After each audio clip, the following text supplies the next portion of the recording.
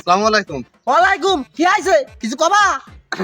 না ওই শুনলাম তোরা বলে ইফতারি দিবা। ইফতারি দেবো তা কি আইছে? তোমার দাউদ দেওয়া লাগবে?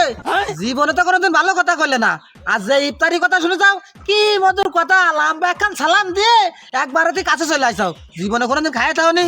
ওই তোমার আমি দাউদ দেব না নে, আমার নাম নজর আলী। ওই দাউদ তোমার আমি দিচ্ছি না, সরে যাও।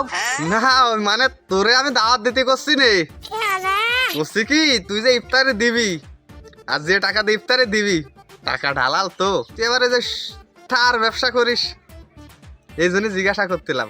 হ্যাঁ, এই যে আমি টাকার ব্যবসা করি, এটা সুদ কি হালাল তোমার এই কথা কইছে কিনা? হ্যাঁ, নিজে তো একক তো কোনোদিন ইফতারি দিবা না, শুধু মানুষের পিছনে লাগি পড়ে থাকবা। তোরে তোরে রাখলে কিন্তু ভালোই লাগে বুঝছিস, মানে তোর অন্যায় তুই জীবনে কোনোদিন স্বীকার করবি না। আচ্ছা ঠিক আছে, ভালো থাক। শালার ফাউল লোকের কিছু না কয় নিয়ে মানুষের ভালো কোনোদিন সহি দেখতে পারে না।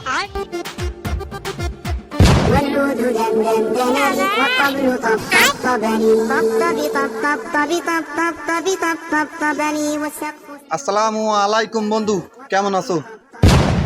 ওয়ালাইকুম আসসালাম বন্ধু।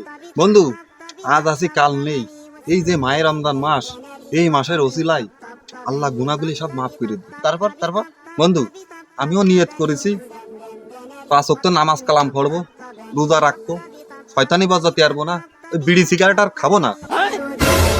কথা যা বলেছিস মন্দ না, দাঁড়া আমি একটু ভাইবেনি।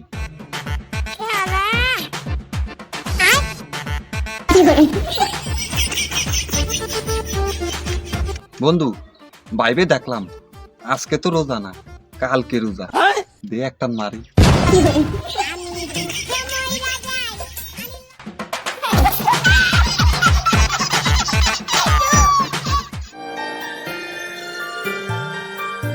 আসসালামু আলাইকুম। ওয়ালাইকুম হুজুর, ওই শুনতেই পারিছেন মনে হয়, এলাকার লোক সবাই জানে ওই কালকে আমার বাড়ি ইফতার মাহফিল। আপনাকে জন্যই রোস্ট টোস্ট আছে, কি খান না খান এরকম খাবার তো আপনাকে জোটে না আমি জানি, তা আপনাকে জন্য আলাদা একটা ব্যবস্থা আমি করেছি। ওই সকাল সকাল কিন্তু চলে যায়েন। কাকা আপনি দাওয়াত দিয়েছেন, আমরা খুশি হয়ে দিই, কিন্তু আপনাকে বাড়ি যাই খাওয়া আমাকে দ্বারা সম্ভব না। মানে বুঝলাম না, তোমরা যে সারা বাড়ি খায় বেড়াও, আমার বাড়ি খালি সমস্যা কি? আর তুমি যে খাবা না, কেউ নিশ্চয়ই ক্লিক লাগাইছে। আরে ক্লিকটা লাগাইছে কিনা বুঝতে পারছি, নিশ্চিত মুতালেব ক্লিক লাগাইছে।